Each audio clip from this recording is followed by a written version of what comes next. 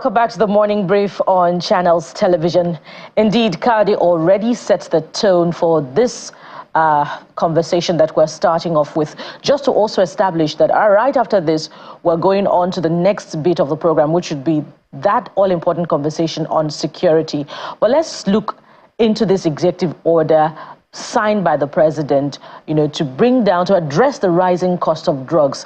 And to help us with this, the Minister of State for Health, Dr. Tunji Alausa, joins us from our Abuja studios. Good morning and welcome, Honorable Minister. Good morning. I can hear you. Good morning and welcome to the program. Can you hear me now? I can hear you now. Good morning, Buki. How are you? Brilliant. I'm very well, thank you. And thank you for joining us. So we can already see enthusiasm about this executive order, particularly from stakeholders in that space, in the pharmaceutical sector. But help us understand it. Besides, the zero tariff implication on importation of pharmaceutical products, what's in this executive order and how will it be implemented?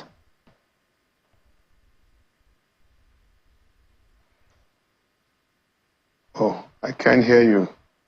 Okay, I'll take that again. Yeah. You can hear me now? I can hear you now. Yes, so we already seen some level of support from stakeholders of in the pharmaceutical sector towards this executive order signed by the president. So we want you to help us understand what more is in it and how it will be implemented. Okay, thank you so much, Bukola. If you recall, a few months ago, there was skyrocketing the prices of essential medication in the country. And Mr. President was extremely worried and particular and very concerned about this. So at the ESCO meeting then, Mr. President directed us, as the Ministers for Health, Industry and Trade, as well as Attorney General, to come up with an executive order on how we can quickly bring down the prices of essential medications for Nigeria so that Nigerians do not have to suffer this. And this is one of the firm belief. This is part of the firm belief of President Bola Ahmed Tinubu, in which every nation is a call to harnessing our greatest asset. And that greatest asset is our human capital. So in the preceding few months after we got the marching order from Mr. President to set up these executive orders, now we've seen that the President signed the executive orders on Friday. And let me tell you what's in this executive order. It's good news for Nigeria and good news for the pharmaceutical industry. At the end of it all, the prices of essential medication will come down and be more affordable so that we can have easy accessibility to these medications. And beyond essential medicine as well, the executive order is quite comprehensive. It addresses other things in the pharmaceutical sector. Now, the first thing on the executive order, there's zero tariff and excise duty on some manufacturer of pharmaceutical machineries, equipment, and accessories. The second one on the executive order is a zero tariff and excise duty on active pharmaceutical ingredients and excipients, as well as life sciences raw materials that are essential in manufacturing of important essential medications, which include antibiotics, antiviral, antiparasitic agents, antihypertensive agents, anti-diabetic agent, as well as cancer medication. Also, on the executive order, there's zero tariff and excise duty on all raw materials and manufacturing equipment for the manufacture of long-lasting insecticide nets, as well as diagnostic kits and the reagents. Another innovation that on the executive order that we're now bringing to the X sector is market shaping, where framework contracts and volume guarantee will be developed so that we can shape the market and help local production of pharmaceutical ingredients. Doing this would guarantee the pharmaceutical manufacturers volume, and as they have this volume guarantee, they'll be able to invest more in their manufacturing plant because the volume is there. And what will now happen into the future is that we'll see gradual and steady decline in the prices of these medications. So I'll stop there. So that's the bit that I believe stakeholders are excited about, the one that will encourage local production of mosquito nets, I believe syringes and other products.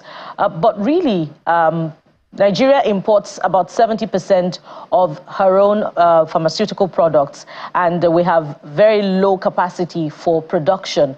And even those that are in the business of manufacturing of pharmaceutical products have to face the same factors of production which are unfavorable. So what's in that mix that government is reflecting on to encourage a conducive business environment for the few numbers of local manufacturers in that space? Thank you. That's exactly what we're set out to change. We're working on aggressively increasing the production of pharmaceutical products in Nigeria. If you look at the Ministry of Health, what we've done when we came in, we have our 4 pillars. The first one is improving governance. Second one is improving our population health outcomes. And the third one is unlocking a healthcare value chain. And I'll come to the third one in a minute. Our fourth pillar is looking at health beyond physical security, but as part of our social and national security. Let me now go to the third pillar, which is unlocking a healthcare value chain. Pharma, the pharmaceutical industry is a big part of what we're doing here. We want to be able to create hundreds of thousands of jobs to our teaming, energetic, well-educated, hardworking young women in the country. And how do we do that? It's about local domestic manufacturing. We can't continue to import and import. As you rightly said, about 70% of our pharmaceutical products in the country, if not more than that, is being imported. And beyond that, almost 90 to 95% of all these pharmaceutical products are all what we call FFP, finished pharmaceutical products.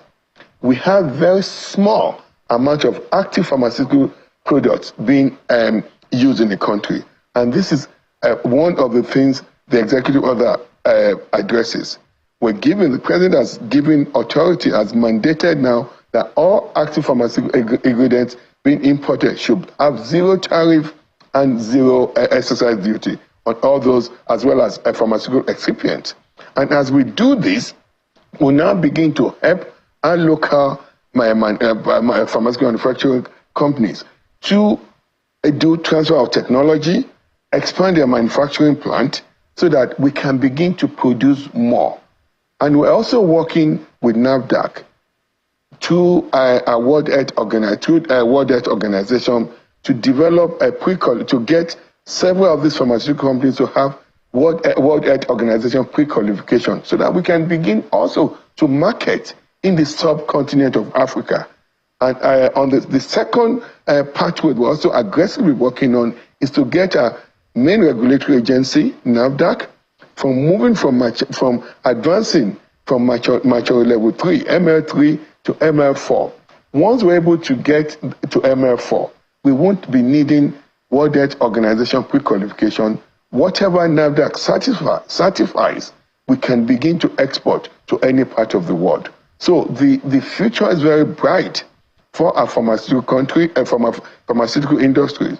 We have a President Bola Ahmed Tinubu, that is determined to solve this problem ground up, not on the periphery, not superficial resolution of this problem. We're solving the problem ground up, and what you're going to see in the preceding months into the years is that our pharmaceutical capacity would expand, more of these medications will be manufactured domestically, and we'll be able to create good paying, durable job. I was just in Lagos just last week Thursday, I had a meeting with the umbrella of the Pharmaceutical Association called FEMPIA, Federation of Nigeria Pharmaceutical Industry Association. They're all very excited about it, and I myself am very happy with the way the pharmaceutical industry has organized themselves. Everybody is part of the umbrella. We're talking to them directly, whatever they need for us to help them to improve capacity. We will unlock the capacity in our country, in the pharma sector. And we need to do this. We don't have any choice here. The president has mandated us to do this, and that's what we're going to do for Nigerians, so that we can begin to create opportunities for our young men and women. All right, Honorable Minister, it's to be very fair, it's quite heartwarming to see this particular executive order, given the impact it will create. But it's like losing to gain, and this gain is a good one. What do I mean by losing? For taking out VAT, excise duty, and tariff, Nigeria is losing money for the greater good of the people. So my question is, how soon should we begin to expect the impact of this sacrifice by the Nigerian state? Very good. We're not losing to gain. You see, we have a president that is very clear on what he wants to do. I can tell you about his passion, his commitment to improving healthcare delivery in the country. And the president has equal passion in fixing the entire sector of the economy. If you look at when the president came in, the first few weeks of his assumption in office, what he did, he put a tax reform committee together led by Mr. Oyedele.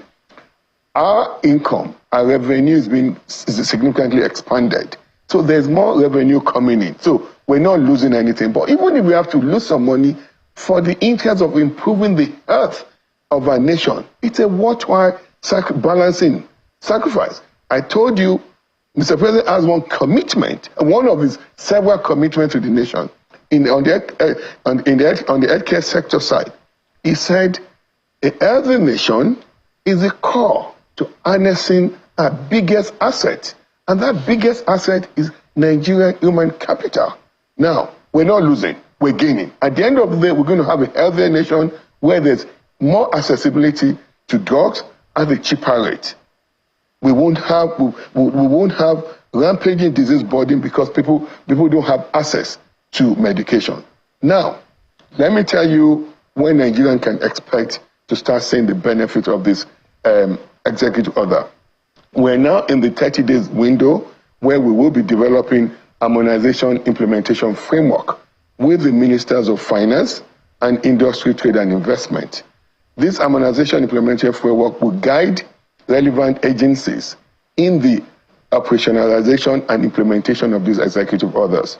Several government agencies will be involved: the Customs, NAFDAC, Standard Organization, Federal Inland Revenue Services. So we're moving quickly. We have a 30-day window to develop the harmonization implementation framework.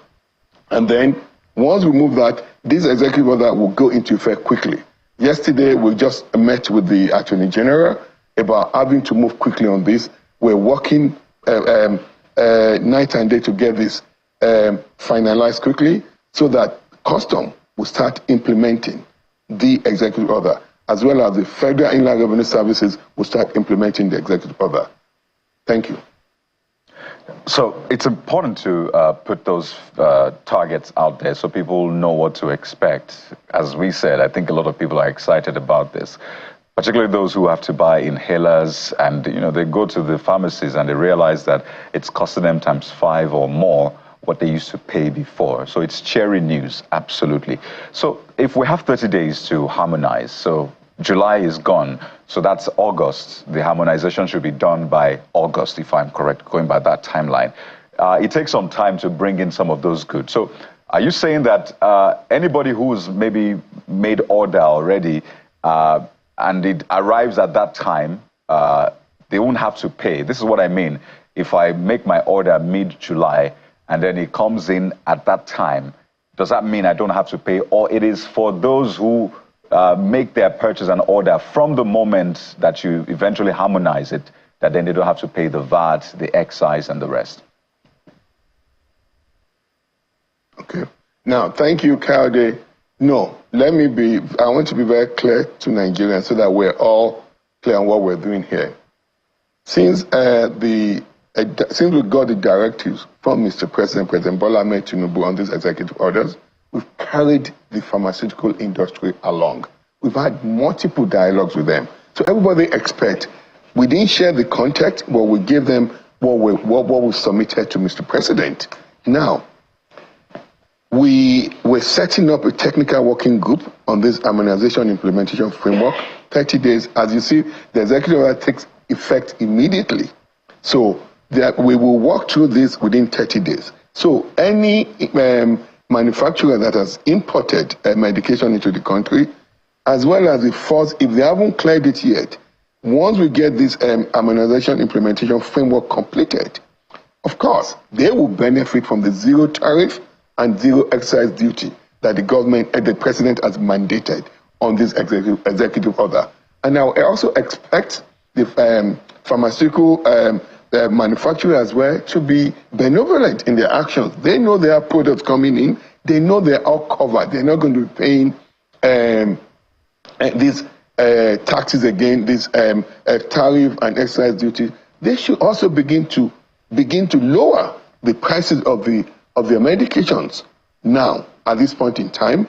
And they told me actually this at my meeting with them on last Thursday that the prices have stabilized and some prices are beginning to decline.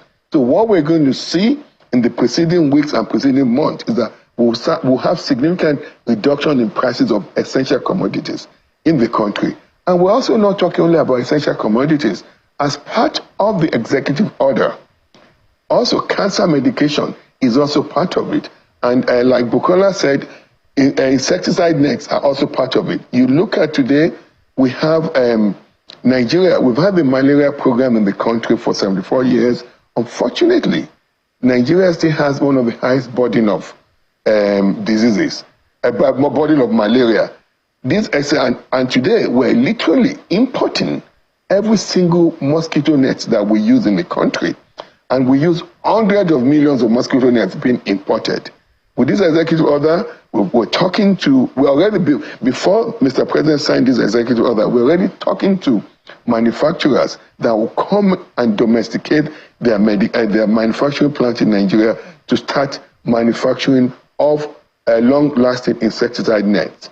Now, we're not doing this in isolation. We've carried all the stakeholders along with us so that where we are today, we're already sprinting. So the future is very bright here. Thank you.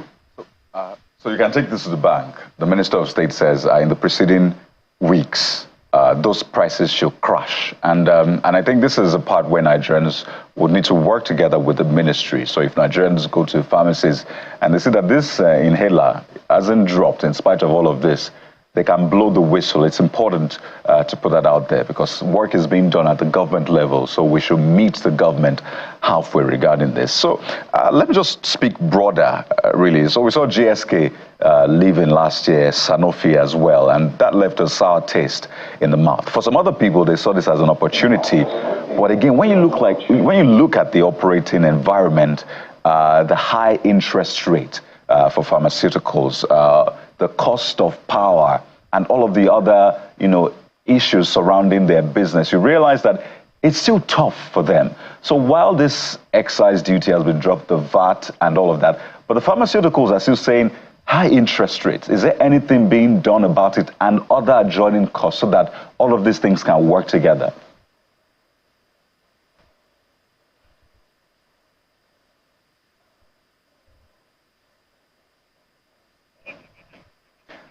I hope you got me, Honorable Minister. Thank you, Carl. A very good question here. But let me decipher it in two different pieces here. You talked about some multinationals leaving. That's one part. And you talk about the high interest rate. That's the second part. Let me address the first part first. About the multinational leaving. Sanofi left, GSK left, but how many people do they employ? And do they employ? Sanofi employed, GSK employed just about 100 people. You can't know your house. Nobody can know your house better than you. I met with FEMPIA, Federation of Nigerian Pharmaceutical Industry Association. They are not concerned. They think this is even an opportunity for them. Our pharmaceutical industry is robustly developed. We have big, you see, how much they told me, GSK has 23 products. One of the biggest pharmaceutical plants in the country has 240 products on their line. The second one has about 230 products on their line. So let's forget about pharmaceutical multinational living. Let's talk about what we want to do here, what Mr. President is focused on, is expanding our domestic capacity. It's to expand to help our local pharmaceutical manufacturers who are Nigerians or other foreigners manufacturing that believe in our country. It's a new era. That's why it's called renewed hope. We are going to continue to support our domestic manufacturing in every aspect, and more so our pharmaceutical manufacturers. Now, you talk about the high interest rate, very correct about that. And beyond high interest rate, also short tenure rate. It's not conducive to a manufacturing environment. But let me give you my commitment here, and trust me, this has been brought up to the president. The president has approved a plan to how to tackle this problem. I can't disclose that publicly because we're working on that. And once this gets finalized, it will revolutionize financing in the healthcare space in our country. Honorable Minister, just a follow-up to that.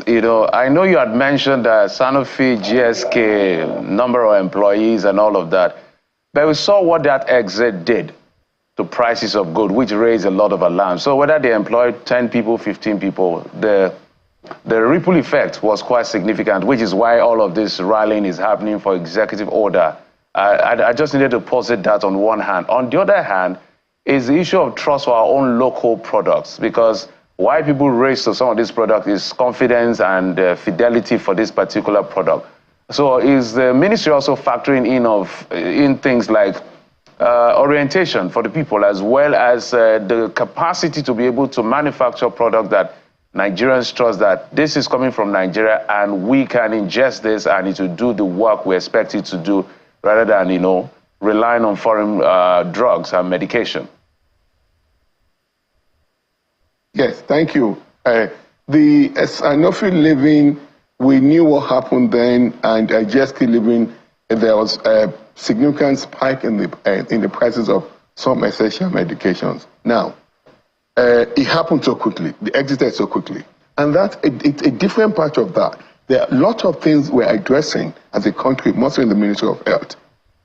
We are going to also be reviewing our pharmaceutical laws, so that what happened, what Sanofi and GSK did, will never happen to us again as a country.